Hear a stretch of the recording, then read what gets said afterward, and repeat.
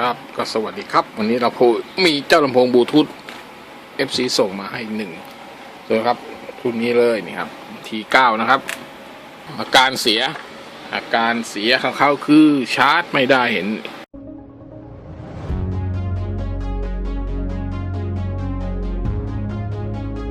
ขามันก็ยังแน่นอยู่นะจะต้องมีริ้วรอยมั้งเนี่ยเวลาแกะนี่นะครับเดี๋ยวเขาหาตำแหน่งการแกะก่อนนะครับเจอยังไงเดี๋ยวจะมาบอกอีกทีหนึ่งครับเดี๋ยวเรามาลองชาร์จกันก่อนครับรุ่นนี้เป็นหัวชาร์จแบบ Type C นะครับขอลองชาร์จดูก่อนเลยว่าอาการเป็นไงเพราะที่ชาร์จผมจะมีไฟโชว์ถ้าชาร์จเข้ามันก็จะขึ้นแดงนะครับโอเคเรามาลองนะครับเสียบชาร์จกันดูเลยนี่ฮะปึ๊บ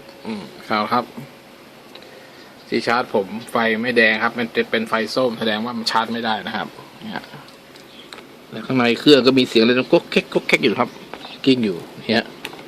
เสียงอะไรไม่รู้กิ้งอยู่ไม่รู้อะไรช็อตหรือเปล่าภายในเดี๋ยวเขาต้องแกะครับตอนนี้ดูแล้วครับจะเอาหน้ากากออกไปแล้วนะครับต้องแกะยากหน่อยครับต้องค่อยใช้ปิ๊กบางๆทุกเด็กบางๆครับค่อยแงะขึ้นมานะครับ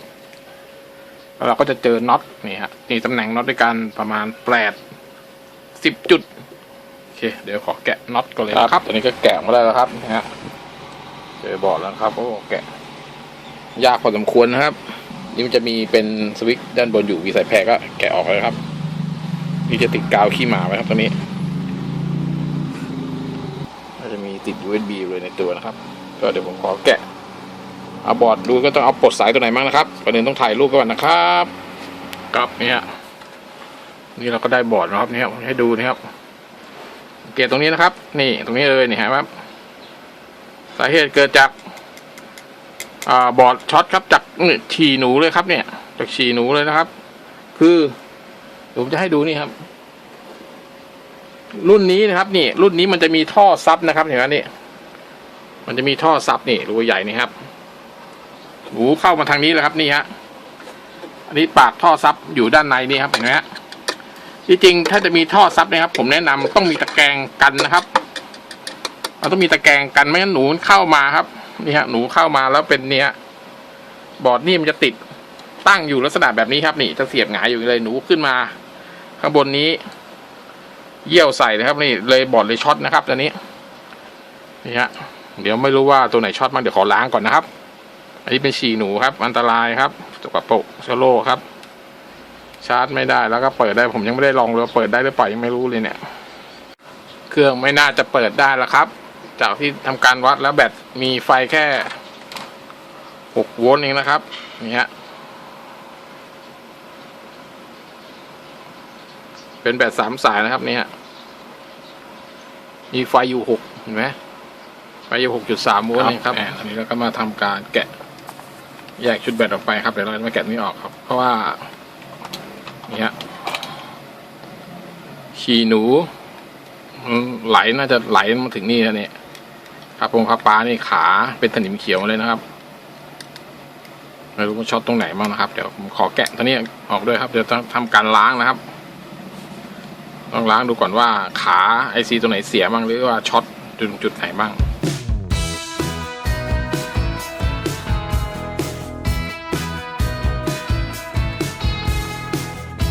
เราลองแกะตัวนี้ออกนะครับเนี่ยจะติดกาวนิดหน่อยครับเนี่ยมันจะเป็นเดือยโผล่ไปด้านนะครับแล้วก็เอาล้างทินเนอร์เลยครับเนี่ยขัดเลยครับ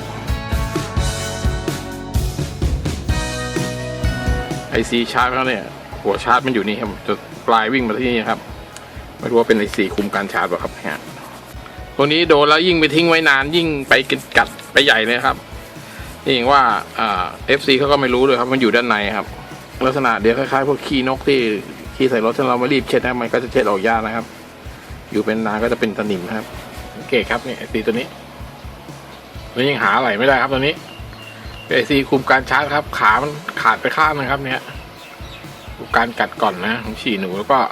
ตัวนี้เสียไปตัวก็ C ตัวนี้ครับนี่ดูเปรียบเทียบหา ไอ้ Data Chip ของ IC ตัวนี้ครับว่ามันคือ IC อะไรน่าจะเป็น IC เกี่ยวกับการคุมชาร์จแบตเตอรี่ลิเธียมเนี่ยแหละครับนี่ว่าตัว IC น่าจะเป็น IC คุมชาร์จกับตัวนี้เพราะว่าผมลองวัดลายแล้วมันจะผ่านไปที่ตัวนี้ก็ผ่านมา R แล้วก็มาที่เข้าขา3แล้วคอมด้วยไดโอดออกมาขา4แล้วขา4เนี่ยมันเป็นขามันขาดแล้วครับพูดง่ายๆมันขาดไปเลยยังหาอะไรไม่ได้ครับทีนี้เดี๋ยวก็ต้องลองหาอะไรกันถ้าไม่มีก็คงซ่อมไม่ได้ครับเห็นนะครับเดี๋ยวตอนนี้เรามาลองเทสบอร์ดกันก่อนนะครับแต่ชาร์จไม่ได้ครับเพราะไอ้ตรงนี้มันเสียเนี่ยฮะแต่ว่าเดี๋ยวเรามาลองเปิดบอร์ดเพราะว่าแบตนี่ผมชาร์จข้างนอกได้มา7 โวลต์กว่าแล้วเดี๋ยวลองดูว่ามันยังเปิดติดไหมเชื่อมต่อแบตเลยครับนี่ครับนี่มันอยู่7 โวลต์กว่าแล้วครับโอเคบอร์ดติดแล้วนะครับเนี่ยบลูทูธกระพริบแล้วนะครับน่าจะเชื่อมต่อได้เดี๋ยวผมลองก่อนเดี๋ยวลองเชื่อมต่อก่อนที่ไฟจะหมดนะครับสักครู่ลองค้นหาดูเจอไหมนี่เจอแล้วครับ T9 หา IC ตัวนี้มาเปลี่ยนนะครับมาดีตัวผมขอสั่งอะไรก่อนเลยครับตัวนี้22 โอห์มนะครับ C ตัวนี้วัดได้569เลยเนี่ยคือแล้วครับ672 180อะไรตัวนี้ที่สั่งไปเนี่ยตัวนี้ที่ขาเนี่ยมาแล้วครับนี่อันนี้จะเป็น5090อันนี้เราได้มาเป็น5080E ครับเนี่ยใช้ด้วยกันได้นะครับอันนี้จะมีกาวอยู่ตรงใต้ท้องนะครับนี่ต้องบัด E ออกเดี๋ยวต้องพยายามบัด E ออกนะครับโอเคมาเปลี่ยนก่อนนะครับนะเรียบร้อยแล้วครับนี่ฮะวางง่ายครับยกออกยากครับตอนยกออกยากแต่วางง่ายครับไม่ยากโอเคเดี๋ยวเรามาลองกันนะครับ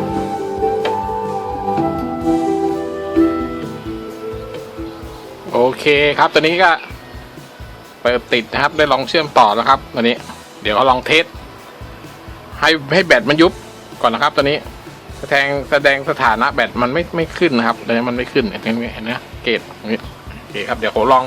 อีกสักพักให้แบตมันยุบก่อนแล้วจะลองชาร์จดูอีกทีหนึ่งว่ามันอาการมันเป็นยังไงไฟแสดงสถานะการชาร์จมันจะติดไหมหรือไงครับตอนนี้เราก็ได้ทำการเปลี่ยนIC เนี่ยที่เราเปลี่ยน IC ชาร์จตัวนี้ไปนะครับเนี่ยตัวนี้กดว่าไฟ5 โวลต์ที่ออกขานี้ก็ยังไม่ออกนะครับไฟเข้ามีแต่ไฟออกไม่มีผมเลยต้องดูใน Data Chip มันจะมี C อยู่เนี่ย C อยู่3 ตัวเนี่ยเหมือน C สำคัญเลยแหละเพราะว่าต้องดูใน Data Chip จะเห็นครับเดี๋ยวผมจะจากที่ดูใน Data Chip เนี่ยมันจะมี C อยู่จะมี C อยู่ตรงนี้ฮะเห็นไหม C อยู่2-3 ตัวนี่ครับตัวนี้เขากำหนดไว้เลยว่าต้องอยู่ประมาณที่22 ไมโครฟาราดเนี่ยฮะ2 ตัวนี้นะมันต้องเป็น C สำคัญนะครับเพราะมันคงจะไม่เน้นสีแดงไว้แล้วก็ตัวนี้1 ไมโครฟาราดนะครับ1 ไมโครฟาราดตัวนี้เลยแล้วก็ตัวนี้นี่ขาออกไปเข้าแบตเตอรี่นะครับขา5จะมี C อยู่10 ไมโครฟาราดแต่ตัวนี้ไม่น่าจะมีผลเท่าไหร่เพราะตัวนี้มันจะเป็น C คุมไฟนะครับคุมให้ไฟนิ่งไฟที่ออกมาไฟนิ่งก็เลยผมก็มาลองยกตัวนี้3 ตัวออกมาวัดเลยครับปรากฏว่า2 ตัวนี้อยู่ที่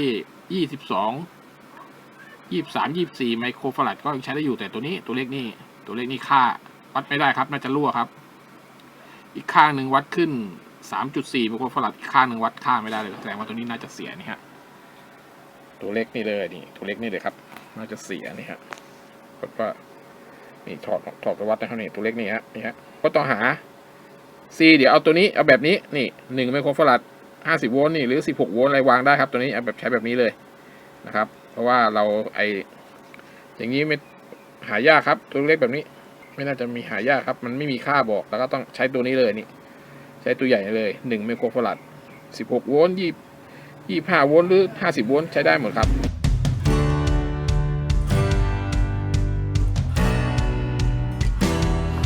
วางแล้วก็จะได้ประมาณนี้ครับอันนี้กาวก็ใช้นี่กาวเดียวกันนะครับอันนี้ขาไม่อยู่ใกล้กันนะอันนี้ก็คือกรอกอันนี้ได้เลยเพราะมันอยู่ในลายเดียวกันนะครับอันนี้กรอกอันนี้ได้เลยนะครับอันนี้เป็น1 ไมโครฟาราดนี่นะโอเคเดี๋ยวล้างบอร์ดแล้วก็มาลองกันครับก็ที่ได้ทำการทดลองวางตีตำแหน่งนี้สีปรากฏว่า กับไฟชาร์จ5 โวลต์ก็ยังไม่ออกจากตัวนี้ครับเลยต้องมาไล่เนี่ยไล่พอดีมาเจออีกตัวนึงครับนี่ตัวนี้นี่ครับตัวนี้เลยตัวนี้ดูในdata sheet ของ IC ตัวนี้แล้วเนี่ยขาเนี่ยจะมี R ผ่าน R อยู่เป็น R ที่ 1K นะครับคือเรื่องคือบอร์ดนี้มันช็อตมาครับโดนหมูเยี่ยวใส่ช็อตมาเลยว่าจุดเสียเนี่ยมันจะลามเพราะว่าตัวนี้แรกมาเลยเนี่ยขาข้างนี้มันไหม้ขาดไปเลยนะฮะขาข้างนี้ไหม้ขาดไปเลยเป็นสนิมเขียวคือว่าหนูเยี่ยวใส่ครับเลยเนี่ยมันจุดช็อตมันถึงหลายจุดแล้วก็ต้องค่อยๆหาไปนะครับนี่ก็มาเจอนี่จุดลองยกมาพอไฟยังไม่ออกฮะไฟ5 โวลต์ยังไม่ออกคือไฟชาร์จเนี่ยมันยังไม่ติดนะครับแต่เวลาถ้าเสียบแบตเตอรี่เข้าไปเนี่ยมันจะขึ้นเตือนแต่ถ้าเหมือนขึ้นเตือนว่าไฟชาร์จให้ชาร์จเนี่ยขึ้นนั่นขึ้นแต่ว่าแต่ชาร์จออกเนี่ยไม่มีไฟออกแล้วมาเจอขานี้จะเป็นขาสตาร์ทนะครับเพราะขาสตาร์ทเนี่ยตอนนี้มันมี R คอมอยู่แต่ R เนี่ยมันเหมือนยืดค่าครับนี่ฮะตัวนี้ยืดค่าวัดค่าขึ้นไปต้อง300 กว่า K ก็โอเคนะจะยืดค่านะก็เลยก็ต้องหา 1K มาใส่นะครับผมได้แล้วได้ 1K มาหรือ 1K มาวางให้เท่าตามdata sheetที่ของตัวนี้เขาแจ้งมานะครับครับตอนนี้ก็วางแล้วเนี่ยนี่เลยครับแต่ตัวจะใหญ่ไปนิดนะครับเพราะว่ามันไซส์นี้ไม่มีหายากครับไม่มีเลขแบบนี้โอเค102ครับ 1K นะครับก็วางแล้วลองวัดแล้วก็ได้0.98นะครับก็โอเค 1K แล้วก็เดี๋ยวเราจะมาวางตัวนี้คืนเก่านะครับต้องวางตัวนี้คืนด้วยเดี๋ยวตัวค่า1 ไมโครฟาราดนี่ครับตอนนี้เราพามาดูเจ้าบอร์ดตัวนี้ครับเนี่ยไล่มาจนเดี๋ยวไม่รู้ว่าตัวนี้จะจบไหมยังไม่แน่ใจเลยว่ามันยังชาร์จได้อยู่ไหมเพราะว่าเนี่ยอย่างชุดนี้ลายขายกันครับตัวนี้เนี่ยตัวนี้ช็อตอยู่ตัวนี้ผมจะไม่ทำตัวนี้เพราะว่าอะไรตัวนี้มันเป็นตัวนี้ไม่ได้ใช้อยู่แล้วเพราะงั้นโอ้โหมันเยอะมากครับเนี่ยอาการที่เครื่องเหมือนบอร์ดโดนน้ำเดี๋ยวโดนฉี่หนูเนี่ยมันช็อตเนี่ยมันจะลามไปทั่วครับมันจะไปตามลายไฟเนี่ยถ้าผมรู้ตั้งแต่แรกผมว่าจะไม่ซ่อมนี่ผมนึกว่ามันเป็นที่ชาร์จอย่างเดียวเลยนี่เดี๋ยวเราไล่ชาร์จได้ก็พอละแค่ชาร์จได้เปิดติดพอจบตรงนี้ไม่ต้องไปทำมันครับไม่ต้องใช้โอเคครับเดี๋ยวลองเปลี่ยนนี้ดูเดี๋ยวลองดูว่าชาร์จมาไหมถ้าไม่มานี่คงจะต้องแปลงบอร์ดครับหาบอร์ดแปลงเป็นบอร์ดชาร์จไฟมันใช้แบตเตอรี่ที่มันใช้ไฟอยู่ 7.2 โวลต์หาบอร์ดใช้ไฟแบต 7.2 โวลต์แล้วมาต่อพ่วงจากจุดชาร์จนี่ออกมาเลยแล้วก็ตัดลายไฟจากลายไฟชาร์จตัวนี้ออกไปนะเพราะว่าอันเนี้ยมันเอาแบตเสียบแล้วมันยังเปิดติดนะครับเดี๋ยวลองดูถ้าตรงนี้ไม่ได้นะครับเราไล่มาเยอะแล้วถ้านี้ไม่ได้ก็คงจะไม่ทำแล้วครับก็คือเนี่ยยังคงจะลองแปลงดูแปลงบอร์ดชาร์จดูชาร์จเข้ามาแล้วก็เอาไฟมาจ่ายออกนี่ก็น่าจะได้อยู่โอเคครับนี่ฮะจากที่บอร์ดตัวนี้นี่ที่9เนี่ย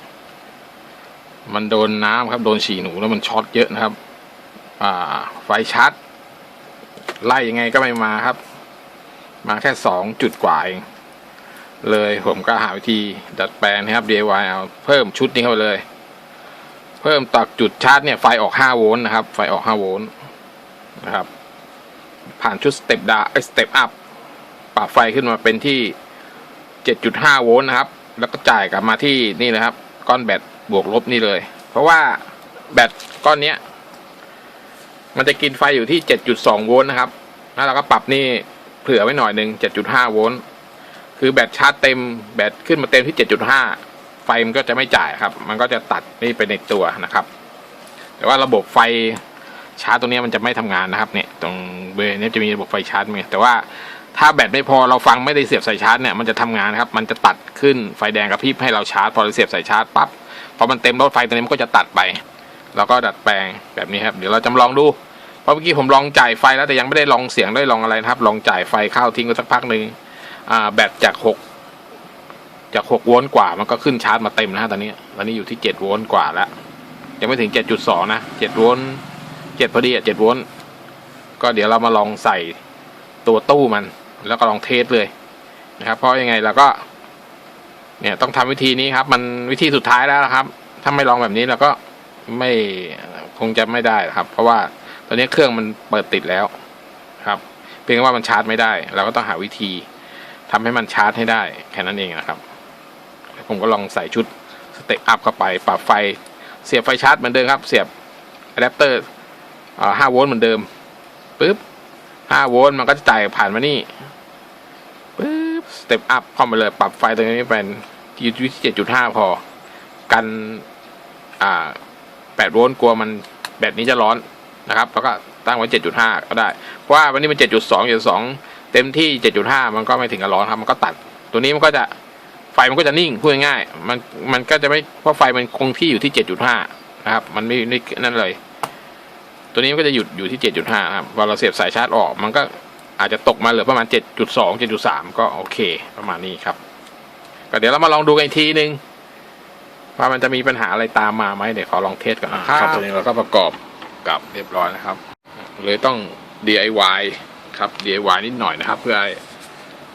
เครื่องใช้งานได้นะครับที่ดีๆเลยก็คือว่าตอนเราเปิดเล่นแล้วก็เสียบชาร์จไปในตัวเลยนะครับก็ประมาณนี้ก็ปิดรูท่ออะไรเรียบร้อยนะครับเดี๋ยวเราขอใช้สักแป๊บเดี๋ยวมาลองเทสกันครับนี่ก็เนี่ยประกอบเสร็จเรียบร้อยนะครับเดี๋ยวเรามาเทสเสียงนิดหน่อยนะครับเนี่ยเราเสียบสายชาร์จอยู่นะครับเนี่ยหรือว่าเราก็สังเกตไฟชาร์จเอาที่ไฟสีขาวตอนนี้มันเต็มครับเต็มแล้วไฟมันจะนิ่งครับ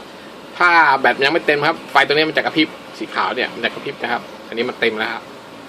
เต็มแต่นี่ว่าแนะนำเวลาเราใช้งานแล้วก็เสียบชาร์จไปเลยนะครับเสียบชาร์จใส่คาไว้เลยเราใช้ยาวๆทั้งนั้นถ้าไม่เสียบสายชาร์จไว้มันจะใช้ได้ประมาณครึ่งชั่วโมงมันก็จะตัดให้เราชาร์จไฟแดงจะกระพริบแต่ว่าเครื่องจะใช้งานได้อยู่นะเราก็ต้องไปเสียบชาร์จมันก็ชาร์จได้แต่ว่ามันจะแบตอยู่ได้ไม่นานนะครับแต่ถ้าเราเสียบชาร์จด้วยเนี่ยเล่นไปด้วยแบตมันจะใช้ได้นานอยู่ครับ2 ชั่วโมงนี้ยังไม่หมดนะครับก็ถ้าใครไม่เสียบสายชาร์จถ้าใช้แล้วไม่เสียบสายชาร์จก็แบตหมดแต่เราก็มาเสียบชาร์จได้อยู่ดีครับแต่ว่าชาร์จนานครับ6-8 ชั่วโมงนะครับโอเคเดี๋ยวเรามาลองเทสเสียงกันนะครับก็กดเปิดปกตินะครับเนี่ยโอเคเดี๋ยวเราใช้เชื่อมต่อผ่านแอป TikTok นะครับเนี่ยถ้าเชื่อมต่อบลูทูธก็จะพิมพ์ปกตินะครับเข้าแล้วนะครับลองเสียงนิดหน่อยนะครับ4 ข้อ 2เขาว่าห้ามลักทรัพย์แล้ว4 ข้อไหนครับที่เขาห้ามลัก